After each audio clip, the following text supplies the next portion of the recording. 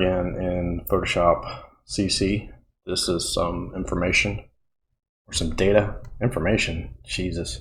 This is some data that I took back in June of the Lagoon Nebula M8. I took it with my 6-inch Newtonian on my Orion Atlas mount, guided. I had some obvious problems. I don't know if it's with dithering or what. I've got a little star bloat that I have since accidentally worked out, but for this tutorial we're not going to worry too much about that right now. What we're going to worry about is processing this raw stacked image that you see here over the course of 5 shorter videos to show you my steps and how I do it to eventually end up with this. Pretty powerful image. Nice reduction of stars. Still a lot of stars left. So we're just going to go through the steps to get to this picture here. So the first thing we're going to do is we have all our data in folders. I have my calibration frames right now, my dark frames, and my bias frames in a folder. And we're going to hop on over to Deep Sky Stacker. This is a free download stacking software. Actually, there's a new version. Look at that. So I've already gone through all of my light files of the Lagoon Nebula and filtered through them in Adobe Bridge to get out any star trails or clouds or airplanes or anything like that that would have gotten to my image. So the first thing I'm going to do is I'm going to open up picture files. You can see them all right here. I have them as a preview.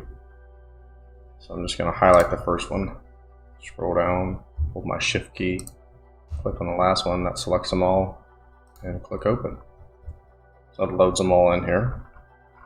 So the next thing I want to do is I want to click on dark files, and it immediately takes me to my dark files that I shot at 180 seconds at ISO 800. So to add them, it's the same process. Select the first one, hold the shift key, select the last one, click open. So you can see right there I've got 24 dark files. I am going to include some bias files in this one, which are right here in a folder that I marked bias. So select the first one, hold the shift key, select the last one, click open. Now you see now I don't have any, it says 0 light frames. That's because I haven't checked them all. So I have to come over here and click check all. Now for this one, I typically don't do this many darks to lights. But because it was so hot and there was so much sensor noise, I mean my sensor was pushing 28 to 30 degrees. That was pretty warm. That's like 86 degrees Fahrenheit. I could totally be wrong about that. It's a total guess, so don't jump all over me. Anyway, so I've gone through all these, and I don't need to filter them, but Deep Sky Stacker will do that. So and I'll kind of show you where it would do that at. So the next thing we're going to click is Register Check Pictures. The first thing I do when I'm in this tab right here is I go to the Advanced tab, and I want Deep Sky Stacker to detect anywhere from a minimum to 150 stars and no more than 400 stars. So when you slide this percentage down, it's going to detect more stars. When you slide it up, it's going to detect less stars. So I think it comes default at like 10%. So if we just click compute, you're going to watch it count the number of stars here. Yeah, it's going to click a bunch. So 716 stars. The only reason why I don't like that many stars is it could detect a hot pixel as a star. So we're going to bump this up to like 25%. We're going to click that. Run it again. And I'm looking for 395 stars. Pretty good. So in this recommended settings, these are my settings here. I really haven't messed with them much. I'm not shooting any narrowband. I'm using bias. So basically everything in green is what it's going to adhere to. It says it right here. Tells me I'm stacking 28 light frames. Came default at use Sigma clipping combination, so that's what I'm doing. I really don't mess with these too much, but I'm going to show you one thing. I'm going to click OK. I'm going to come back in here to the stacking parameters. And ooh, man, look at all these choices. Yeah. Don't mess with any of them. Right now, I'm just not that advanced. But I can tell you something that I did mess with that caused me a lot of headache was over here in the cosmetic tab. I checked this unknowingly. It says detect and clean remaining hot pixels. And I'm like, yeah, I want to clean up. I mean, I hate hot pixels. Clean them up. And without knowing it, like, all of my stars were donuts. And a buddy of mine on one of the Facebook forums saw that and said, hey, you need to uncheck this. And as soon as I did, good stars again. So thanks, Tim. So anyway, do not check this. I don't know what this is for. Maybe there's something you can adjust, but I don't recommend it. So we're just going to click OK. So once we come back, what we're going to do is I'm going to cancel this out. I'm going to go register check pictures again. So in the actions here, we could uncheck this, stack after registering, and run it. And what's going to happen if we uncheck that, if we don't want to go through the process of going to Adobe Ridge and looking through all our frames one by one, if you're not really cool with that, then you can uncheck this and run it. And what it's going to do is it's going to score. You see right now we're not scored, and it will score all your pictures. It won't stack them, but it'll score them. And typically when you go through here, you're going to see 900, 800, 700, 900. You're going to see some really high scores. If you see something dropping down to the 30s or 40s, it's pretty much going to be a bad out of focus, something happened picture. And you can go through there and select it that way. I've done it both ways. You can also, once you've done that, you can right click on the highest score and use that as your image to register all images against and align them. I've done that too, but for right now, we're going to keep that checked and we are going to click OK. And this is only an hour and 24 minutes, so you can see in the beginning of this video, we had a pretty good image for such a short amount of time. So this is going to take roughly 10 or 15 minutes, so I'm going to pause the video and I will be right back when this is done.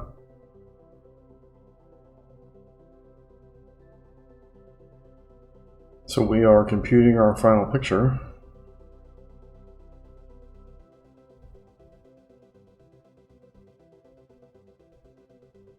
And here we are.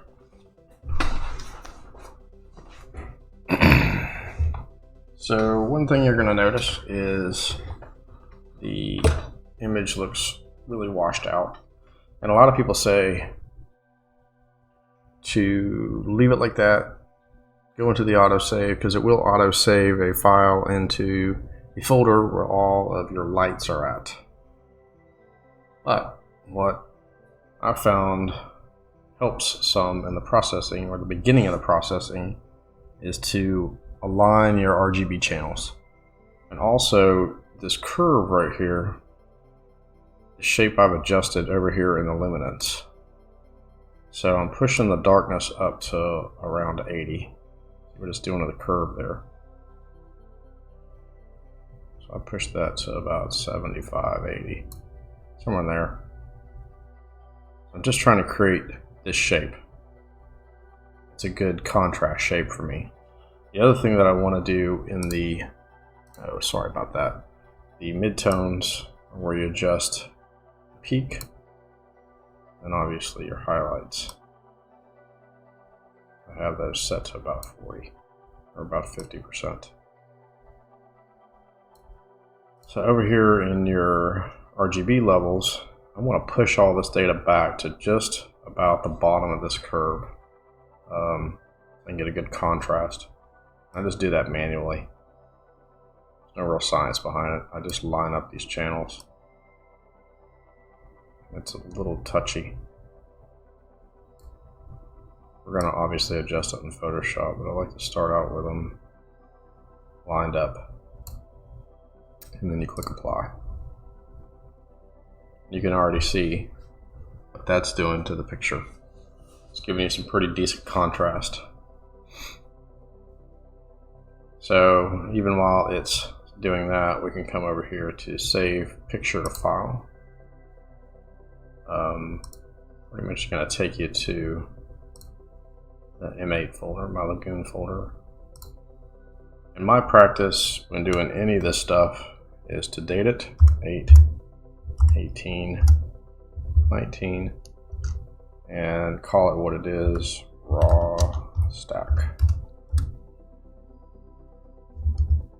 How about I spell stack right? And click save. So now we can come in here to Photoshop, open, go up one. Here's our 8, 18, 19 raw stack, and click open. And if you watch my very first video on the Lagoon Nebula, you kind of know my process, and it hasn't changed. There are a couple of different steps in this one that I'm going to use, but for the most part, once again here in Adobe Photoshop CC, we have our raw stack file and nothing's been done to it. If we check the mode, it is a 32-bit with limited manipulation resources. I just totally made that up, the manipulation resources part. Anyway, I like to do the linear stretch in the 32-bit mode. So image, adjustment, levels. And if you notice on this one, our white slider over here, you see our data ends. So the first thing, if you have that, what I like to do is go ahead and slide that over to the data. Right about there. Click OK. And that's pretty much the last time I will ever touch that slider. Let's make sure something really quick. Okay. Sorry about that. I want to make sure I was recording. So now we're going to come back in here to adjustments, levels. And like I've said before, I like to bring this over to like 1.2, 1.2, 1.3. Small increments. Click OK. And image adjustment levels. Bring that over to the data. So in this video here, we're going to be doing the Deep Sky Stacker, which we've done, and I'm going to be taking you through the process of getting this to the point where we can crop it and then do some noise reduction, and that'll conclude this video. So this is basically what I like to call like Photoshop setup. So we're going to click OK. Image adjustment levels. I'm going to bring this over one more time because we're already starting to get a pretty good spread on the data there. OK. And image adjustment levels. Bring that black point slider over. Just right about there. Click OK. I don't know if you can see down here at the bottom, we're starting to get a little bit of like this dark fringy stuff on the corners. When I start to see that, I know I've pretty much stretched it about as much as I want to for right now. So now what I'm going to do, now I can see that nebula in there, before I change the mode, I'm going to crop it. What I'm going to do is just crop a equal distance around the edge. Trying to keep that, there's some nebulosity up in here. We definitely want to save that. And once I'm happy with that, I'm going to click Image, Crop.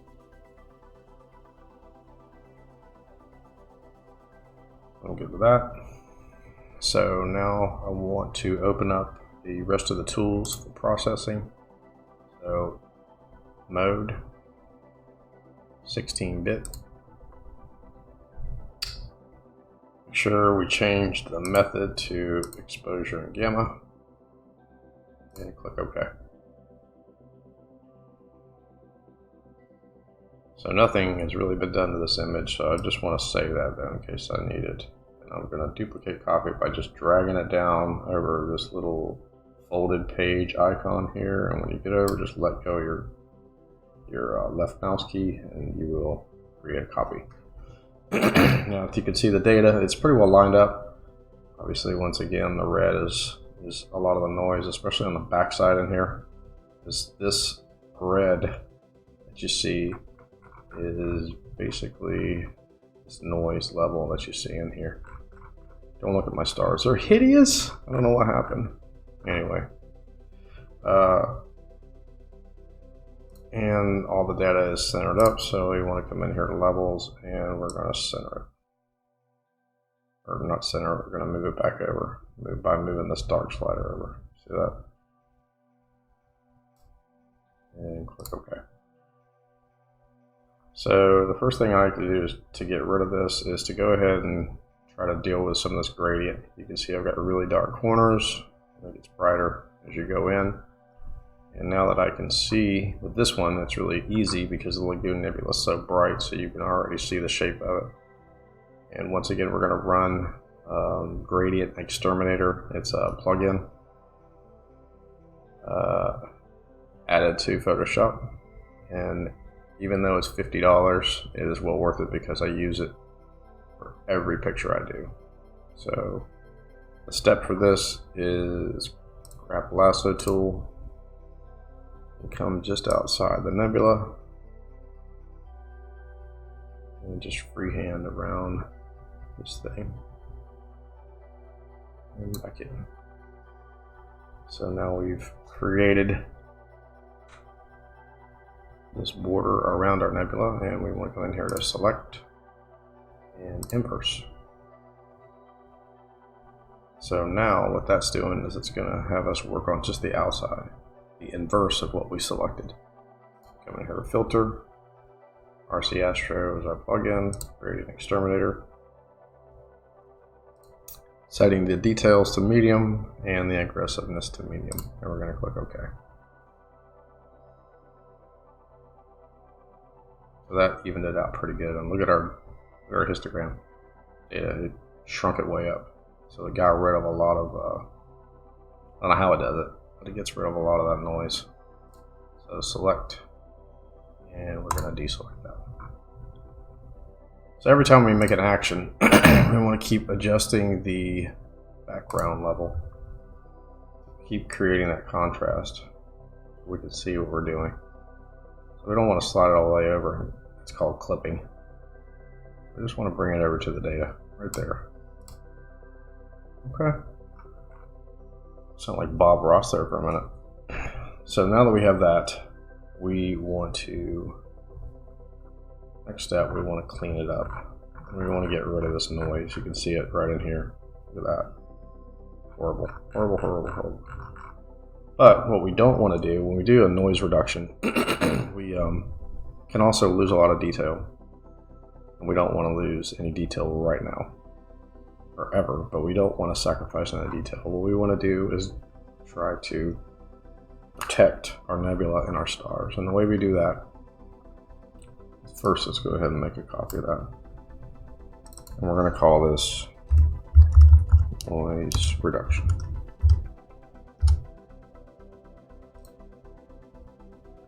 And we're going to come in here to select the range and adjust this range slider. See here, little stars. We want to try to get as much of our nebula and our stars without completely that would be blown out. So we're right in here. Adjust this fuzziness slider to kind of pick up a few more stars. Click OK.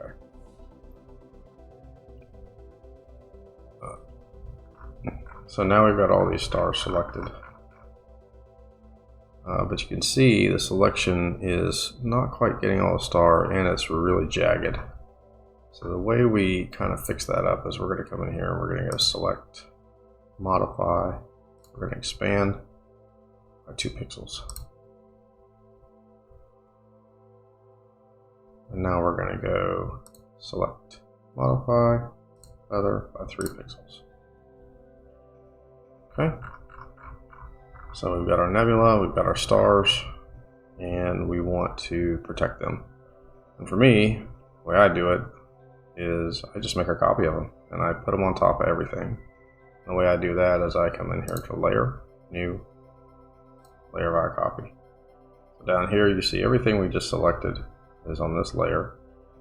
And now we've basically got the same background copy. It's just we've got all this stuff protected up here that's not going to be touched by anything that we do this layer. And since we've already done some work to get to this point, in order to see the power of the noise reduction, I want to make a copy of that noise reduction layer. And so now that we have that one selected, we're going to come into another plugin called the Astronomy Action Toolset, which is basically all these actions. And the first one I like to run is called Deep Space Noise Reduction. Let's zoom in here where we can really see all these noise. We're just going to hit play.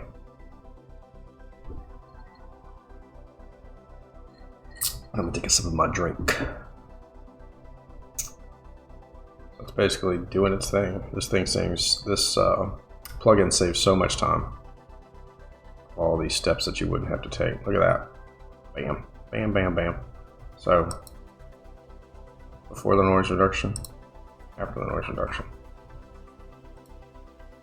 And that's a big difference just in that one step. But we can run space noise reduction, which is a little more global.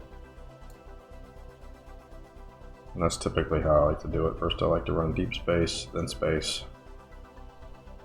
Still with this background copy selected, everything up here protected.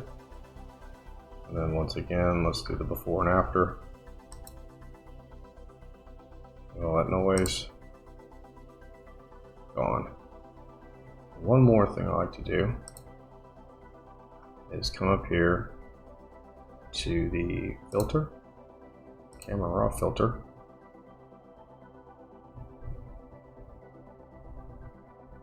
and wait for it to come on. And we're going to go to the details tab. We're going to take, this is our noise reduction tab, we're going to take our luminance and slide it over about 25%, and our color noise reduction about 25%. Click OK. So lots of noise. See the red on the back side of the histogram. Noise just about gone. See, there's barely any. And then now that we have that, we're going to go back up here to this layer 1. Right click, and select merge down. So that being said, come in here to our nebula and you can see it's really grainy. And we want to do a global noise reduction now on everything. But we want to be able to adjust the opacity if we don't like how much of the detail it gets rid of. So this noise reduction copy now has everything that we've done. So we're going to make a copy of it in case we want to do some opacity work on it. And we can relabel that to space noise reduction. And we're going to click our actions, click space noise reduction, play that action.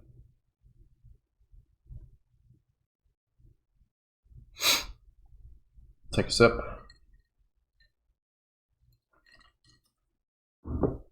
And see what we got.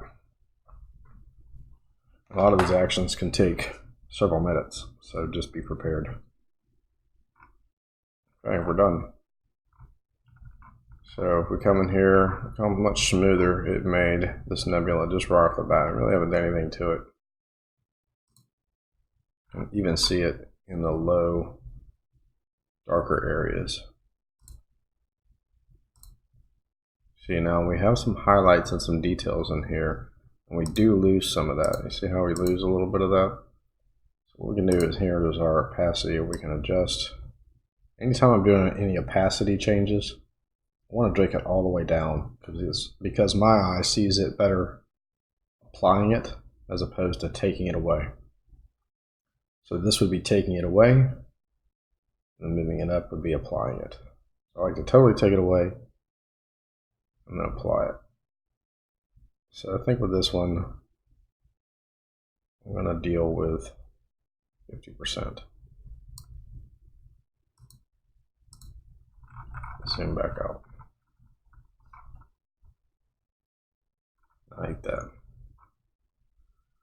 Oh, and by the way, for those of you just like, hey, I just bought this program, I have no idea. When I did that, I didn't even know how to zoom in and out. So you basically have to click this little eyeglass tool.